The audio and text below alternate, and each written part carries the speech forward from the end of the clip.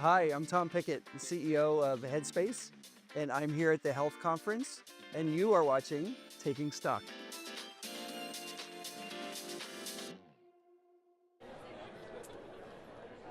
And here we are again, a bit of an unwinding of the ongoing AI trade. Sellers firmly in control here on Wall Street for this Thursday, November 6th. Energy stocks, however, catching a bid, and outside of that, that's basically it. Most of the sectors of the S&P 500 down on the day. We are expecting to see the S&P 500 for the tail of the tape finish now down, not quite down at session lows, but we are accelerating some of the selling into the close. The S&P currently down 1.1%. The AI trade, as we mentioned there a moment ago, taking a bit of a breather. Volatility creeping back up, a bit of uncertainty in the minds of market participants about what the next few weeks of the broader equities market has in store. All of that and so much more sets the stage for today's show, and it is a big one. Welcome to the broadcast. You're watching Taking Stock. I'm your host, JD Durkin. Just mere moments away, my friends, from the ringing of the one, the only iconic closing bell here at the New York Stock Exchange. We got the team from Arrow here to do the honors. Ticker symbol ARW. Labor market very much in focus today. We got the latest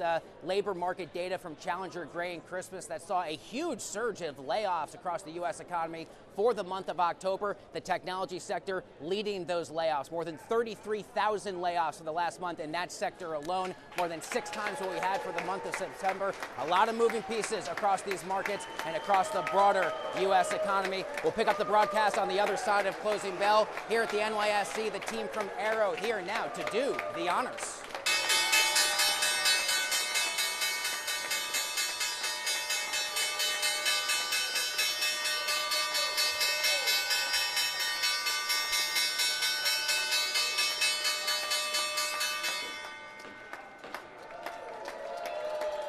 Good to hold it.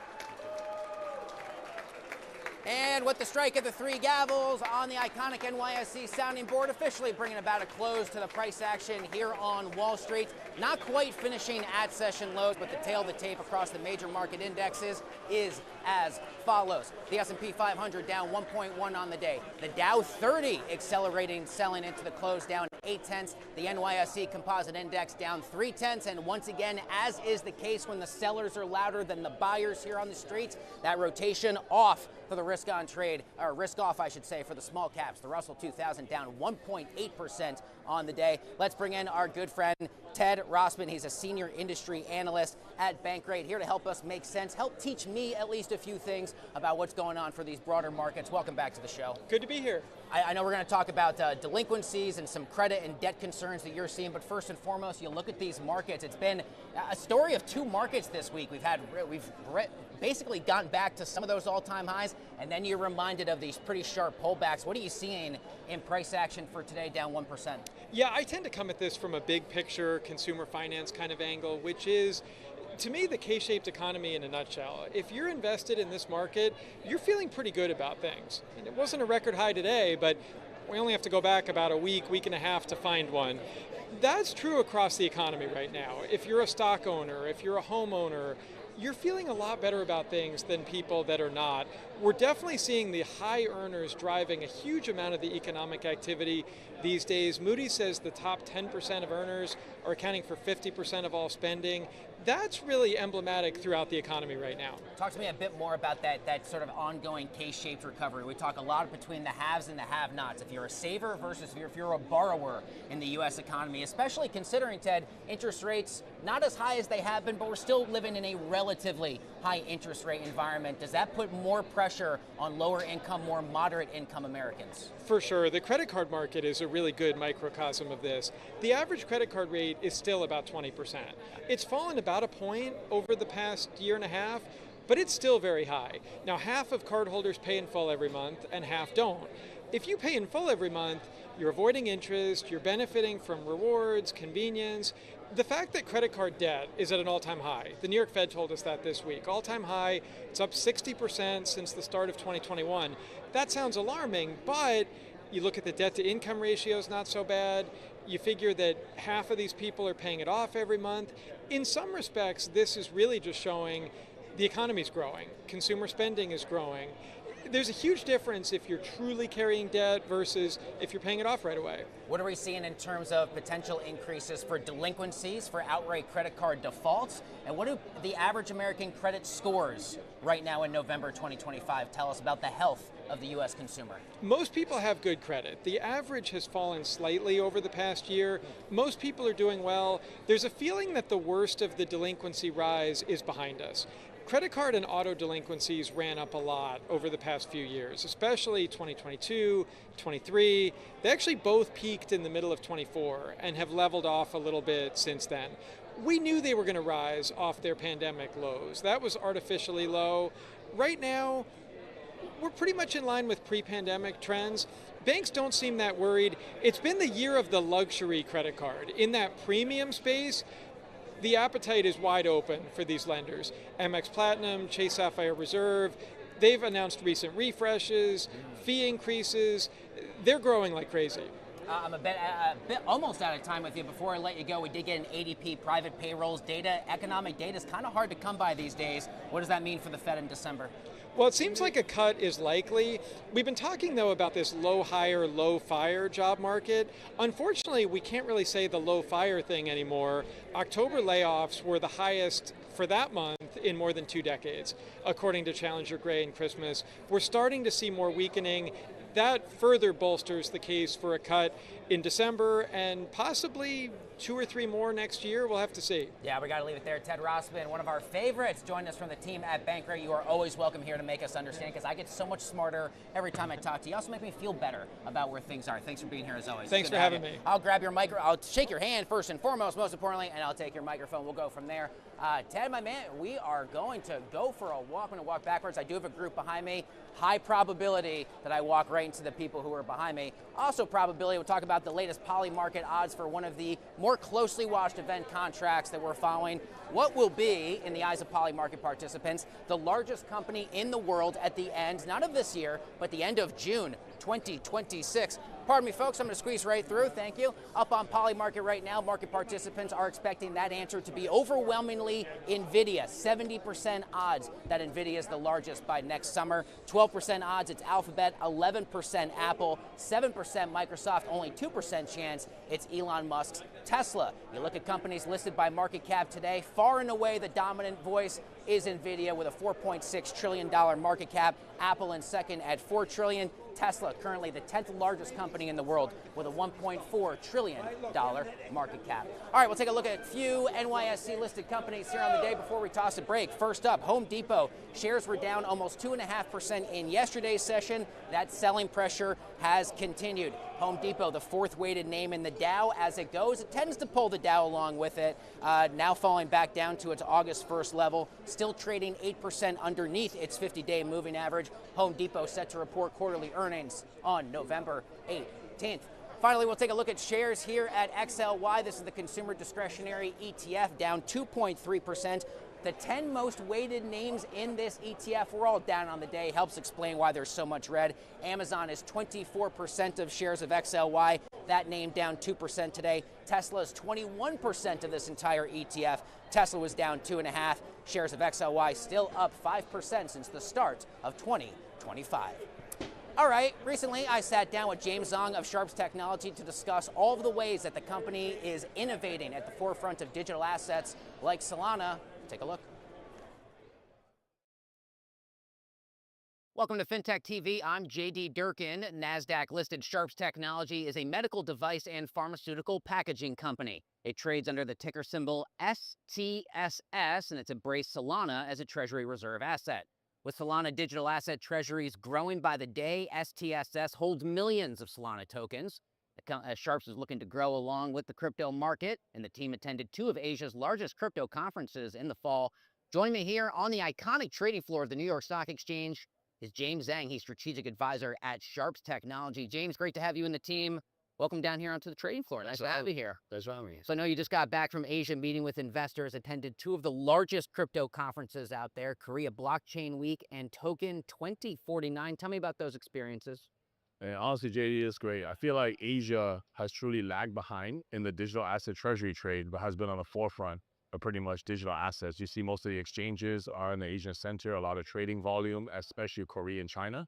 So for the digital asset treasury strategy, we really wanted to expand and show the Asia region, especially with roots there, how everything is run and it's set up here in the US. I think a lot of Asian investors missed out on the private side and the round and the pipes that are formulated and basically have exposure mostly through public markets and secondary.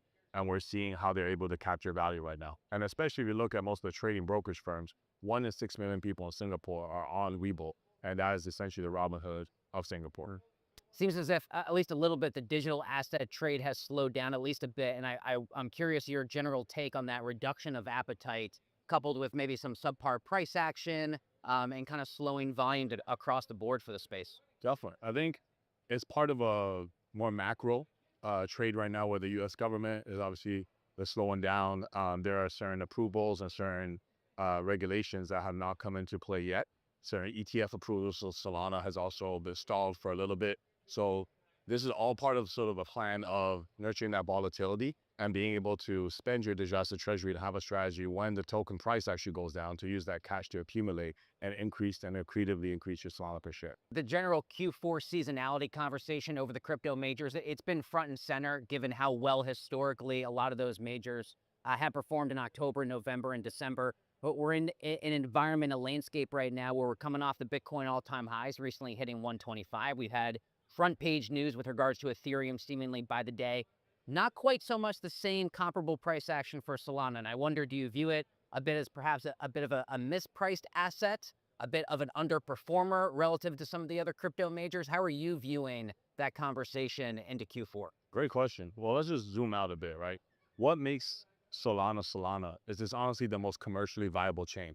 The fact of the matter is in digital assets, a lot of times you have to optimize for certain things and give up other parts. If you optimize for privacy, if you optimize for scalability and trading, you could potentially give up other parts. And Solana is able to aggregate all that liquidity without it being siloed in one location because it has the fastest transactions per second. It holds the most users, which in turn generates the most fees, helping Solana generate over 900 mil revenue last quarter to its counterpart Ethereum 300 mil.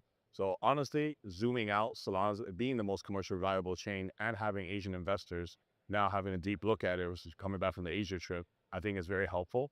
On top of that, just look at what's successful with its predecessor. Bitcoin's 17 years old, has over 40 ETFs, hundreds of companies publicly listed owning on balance sheet.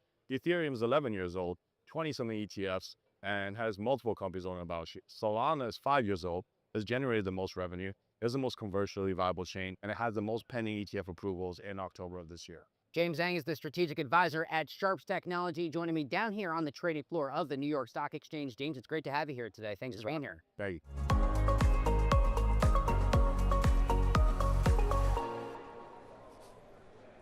Welcome back to the broadcast. You're watching Taking Stock live from the trading floor of the New York Stock Exchange. Time now for a few fintech, crypto, and AI-related headlines for your Thursday. First up, the crypto majors, Bitcoin, Ethereum, Solana, all down multiple percent today on macro uncertainty and some cooling investor sentiment on the session. Next up, Apple reportedly finalizing a $1 billion a year deal with Google to use its 1.2 trillion parameter Gemini model to overhaul Siri. I'm laughing because Apple and Google have this long history, and if you can't beat them, sometimes you got to join them. Finally, at this hour, NVIDIA CEO Jensen Huang says China is, in his words, nanoseconds behind America in the global AI race. He goes on to warn U.S. policy could backfire if it shuts out China's massive developer base. That's the latest you need to know in the world of fintech, crypto, and AI. Let's continue the conversation now with Ian Rogers, a very cool guest we got here on the show today. Ian is Chief Experience Officer at Ledger. Thanks a lot for being here. Thanks for having me. Okay, so we got to talk all about the new Ledger Nano Gen 5. What are you holding and what is it? Well, so this is the Ledger Nano Gen 5. Ledger, we hold a 20% or protect 20% of the world's digital assets with Ledger devices. People are familiar with the Ledger Nano. Anyone in crypto, it's really the most identifiable, device within the world of digital security, and we've been making these touchscreen devices. One with Tony Fadell, who who was the inventor of the iPod, and were called Ledger Stacks. And then we made another touchscreen device, the world's first secure touchscreens. The second was called Ledger Flex, but we really wanted to bring the better user experience of those touchscreen devices down into the Ledger Nano price point, sub $200. So 2 weeks ago, we announced this Ledger Nano Gen 5. So no doubt that people who are crypto savvy certainly understand, but let's say someone's watching the show, maybe has only a loose familiarity with the broader crypto landscape. Could you explain this to me? It's sort of as if I'm like a 5-year-old. What are we actually well, the looking at? reality is that we all have digital value apps on our phone, right? Banking apps, PayPal, Venmo, etc. But our phones were not designed for value. They were designed to literally, to share information. They were designed to give information away, not protect it. So we use the same technology that's in your credit card or your passport, this secure element technology, to protect your secrets, right? So your secret is your private key, and that is the way that you protect your value. So that's what Ledger devices do. They are a signer device so that you can sign digital transactions securely. Additionally, it's so important to protect against things like digital fraud, deep fakes. These are things Exactly. that undoubtedly our viewers have become a lot more aware of the last few years. What is protection against those, knowing bad actors have access to a lot of the same technology that the good guys do? So much of our lives are moving online, right? So that's our digital value, it's our identity, it's things that are precious to us like photos, etc. But again, the computers and phones that we use every day, they were designed to share information. So if you want to protect information, you need hardware and software. So we have Ledger Wallet, which is our software where you can buy, swap, stake, earn yield, etc. from an application on your phone. But when you sign, which is the point at which your value is at risk, you need to use a secure signer device. What would you say are the biggest challenges? What are the biggest headwinds to maintaining security as much as possible for the space that you and Ledger operate in today? Well, with Ledger, the security is top notch. So the biggest challenge really is people who don't realize that, and they think that it's safe to keep value on their phone, and they're using just a software application to protect their value. So really, I think that we're so used to doing everything with our phones that I think that's the biggest challenge is the education and letting people know that if what you want to do is protect value and not share information, then you need a Ledger device. Before I let you go, almost out of time, give me a sense of what not just the rest of the quarter looks like for the team at Ledger, but 2026. What most excites you about what's on the horizon for this very cool tech? Yeah, thank you. Now that we have a full range of these secure touchscreen devices, we're really focused on Ledger Wallet. So like I said, it's the application on your phone where you can buy, swap, earn. Originally these devices were for one thing. They were for putting Bitcoin on and putting them in the closet for 5 years. The company's been around for 11 years, right? So if in the very beginning, 10 years ago, that's what it was for. But today, it's for every investment asset. It's a it's a yield-bearing savings. You can earn yield on USD, but also spending. We have a credit card, so you can really do anything that you could do with your bank account with this device, except in your personal control. It's very cool. You're welcome back anytime with that or any other awesome devices you have. Ian Rogers, Chief Experience Officer at Ledger. Thanks a lot for being here. Thanks for having me. Been great to have you. Folks, don't go anywhere. We got much more Taking Stock coming up live from the NYSE, including an interview with Amit Zavery of ServiceNow. He's standing by. We're ready to rock and roll after a quick break. Don't go anywhere.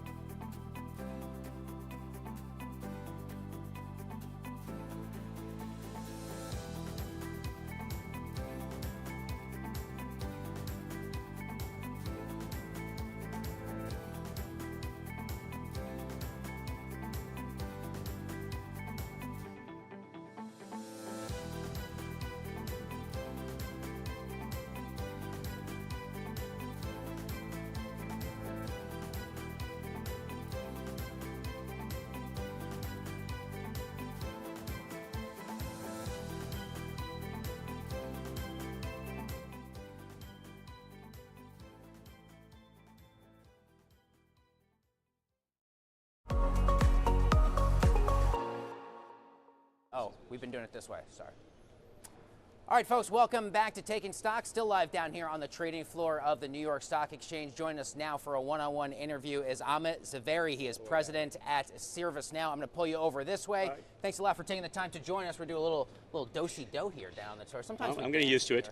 Of course. Thanks a lot for joining us. Of course. Great Thanks to for have you having here. me. Talk to me about what is latest with the world of enterprise workflows and really the top priorities for ServiceNow as the fourth quarter of the year continues to roll along. Yeah, the ServiceNow has been in this place of automation. So we're basically helping companies to automate their workflow and business processes. So idea is using AI agents and agentic software to really get efficiency gains and improve how you operate and run your business daily. So we have a lot of thousands of customers who are in Fortune 2000 companies who are usually depending on ServiceNow to really improve the way they run business today. What are the biggest ways that you've seen the general cloud computing space evolve here in 2025? And as we're having this conversation in November, have there been any big surprises to how the tech has changed? Yeah, I think that there is definitely a lot of interest in AI, no doubt. So every customer wants to figure out what to do with AI, where to get started, how to use it, and the security and the risk associated with that. So the big thing which we're trying to unlock for customers is like, how do you really get going in a very fast fashion and go from pilot to production and get a very quick ROI on top of it. So that's the big unlock now, and we're seeing a great kind of adoption based on that. I got to ask you all about the AI Control Tower and the ways that you and the team at ServiceNow, how are you leveraging the ever-evolving underlying technology of artificial intelligence these days? Yeah, so as you point out, AI Control Tower is a big, big win for ServiceNow. We introduced this product probably around 5 months ago, and companies like Ulta Beauty, AstraZeneca, and others are using it to kind of get full control around their AI adoption and security and risk and auditing and the whole life cycle around AI. Because without that, you can't really know what to do and how to do adopt AI, and you'll end up having a lot of risk associated with that. And that's the big unlock with AI Control Tower. And we use it internally at ServiceNow, and so I'm bringing it for customers. I love to ask you, people in your position, influential business leaders, about your favorite use cases. What are some of the top customer success stories that you've seen leveraging the technology of ServiceNow? So as you saw, as I was telling you about Ulta Beauty, right? They have 1,400 stores. They have retail, they have managers in each of the stores. They have issues in running and operating it. They use agentic AI and our software to really improve efficiency, as well manage any incidents they might have, security issues they might have, the things they might require from inventory perspective. So really improving the whole efficiency, but also getting full control over their enterprise systems. Yeah, we're certainly talking about enterprise and kind of the relationship there with AI much more than we have in years past. What most excites you about the future of enterprise AI and the top priorities on your radar as we soon enough head into 2026? Yeah, the biggest excitement to me is now it's all real. There's definitely clarity in terms of what you can do with it. And then the ecosystem has become bigger, right? So we work, for example, with companies like OpenAI, Anthropic, Microsoft, Google, and we're trying to bring all of those different pieces together to make it much easier for customers to adopt. And that's the big value being generated now for customers there. Almost out of time, but I got to ask you about what an agentic-based future looks like for ServiceNow. We are all in with agentic, and it's all around AI agents working together to really reduce the amount of manual work required and take out all this soul-crushing work people do today and make them much more productive, as well as focus on a lot more value-add use cases. Amit Zaveri is the president at ServiceNow. It is a great privilege to have you on the show. Very grateful for your time today. Thanks for having me. Thanks a lot for being here. Folks, don't go anywhere. Much more Taking Stock coming up after this quick break, including the latest from Money 2020's very own Scarlett Sieber. Don't go anywhere. More show after this.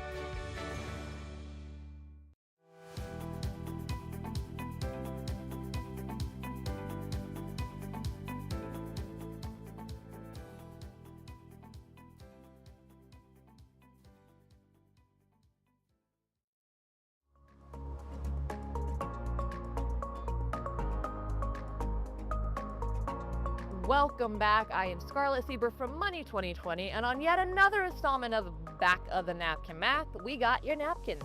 We got your money. Why? No one knows. And we got a pen. So we're out here winning. Also a guest. Hello, Zachary. We have Zachary here from Money 2020. Wow, so ironic you're next to a cup of Money 2020. All right, when we sit here and think about back of the napkin math, oh, by the way, I should probably give you a napkin to do the mathing. Okay. We're gonna pick a person and basically make a guess on if they were to go, we're here in this beautiful New York Stock Exchange, if they were to be listed as a company on the New York Stock Exchange, what would their market cap and enterprise value be? That's what we're about to do in here. Okay. All right. So, I feel very confident. you got 30 seconds, by the way, to give your answer. Confident now. Okay, great. I got Gotta 30 be a seconds. rush. Gotta be a rush. Fantastic. The person is Ashton Hall. Do you know who that is? No. The famous influencer, the ex-football, I think college football player, the 3:30 a.m. to the sprinting Saratoga. yeah, the Saratoga Water. Saratoga guy. The Saratoga guy. See you, man. So his estimated net worth is around 2 million. He has 18 million Instagram followers, 4 million YouTube followers. He got a lot going on there. He's got sponsorships. He's got affiliate marketing. He's got his own online coaching subscription business, Zachary. He's Okay. out here with lots of different revenue streams. Are there any numbers around these revenue streams? Sure. So if you a subscription, I would, from what I'm aware of, the coaching, between $250,000 and $500,000 a year. Okay. Then he's got the YouTube, which we know enough to know that that's probably around $1 million, a little over that $1 million a year. Okay. Then you've got the sponsorship, let's say $500,000 plus. Does he do long form? I really don't know much. Does he do long form stuff too, or is it all like kind That's of a social question media? that I do not know the answer for. Okay. I'm just wondering, the YouTube thing, that algorithm will pay you, but only in certain ways. Just curious. I'm pretty sure that he gets paid on that quite well. Yeah. And he does do affiliate marketing for supplements and stuff because the dude is jacked. Yeah, yeah. So with that, I've been drinking Saratoga water just trying to look like him. there you go. All right. So with that, 30 seconds, Ashton Hall, what would he go for on the New York Stock Exchange if you were not a person and yet a company? Okay. And you said 50K on the last part, right? By the affiliate marketing, yeah. Okay. All right. So am I starting now? Yeah. Okay. So $2 million net worth. We're just gonna like kind of throw that out the window at least a little bit. The important part of this is going to be the actual multiple, right? Because we're starting with obviously not small numbers to most people, but small numbers comparatively. The $2 million net worth, 250, like he's probably making 1.5 a year, something like that, based on what you said. Yeah. So 2 million, 1.5 a year. Like, I want to put a good multiple on it because he's new, he's like up and coming, but at the same time, the internet is wildly fickle, and they could just completely decide that Saratoga sprinting guy is no longer important. They could. So I'm gonna Ashton, a lot of respect, even if I didn't know your name about 30 seconds ago. What's the number? He's a penny stock. Like, it's gonna be I'm gonna say he has like a $15 million network, or not network, sorry, $15 million enterprise value, like market cap. And that's, I give him 15 million. I know that there's some Ashton fans that are watching this right now. So you know what? You disagree with Zach. What do you think should be the right hire? What would be the right market cap for Ashton right here on the NYSE? Put your thoughts in the comments. And Ashton, if you see this, just tell us what you're actually worth. Well, let's try that. All right. Until next time.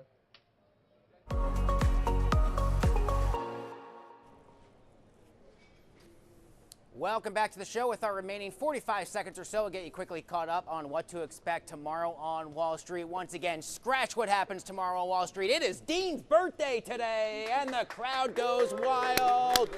Shout out our Cheddar and Taking Stock producer extraordinaire, Dean. Very happy birthday, my man. Hope it is an incredible one. How much time do I have left? 25 seconds. Earnings tomorrow from DraftKings. Oh no, DraftKings and Airbnb today after the bell. Tomorrow we hear from the folks at Wendy's. No shortage of Fed speak, including Stephen Miron, who's set to speak in the 3 o'clock hour tomorrow down in Washington, D.C. Tomorrow morning, 9 a.m., NYSE TV Live and FinTech TV Live, both down here on the trading floor, counting you down to the open. That's going to do it for Taking Stock, and we will see you tomorrow.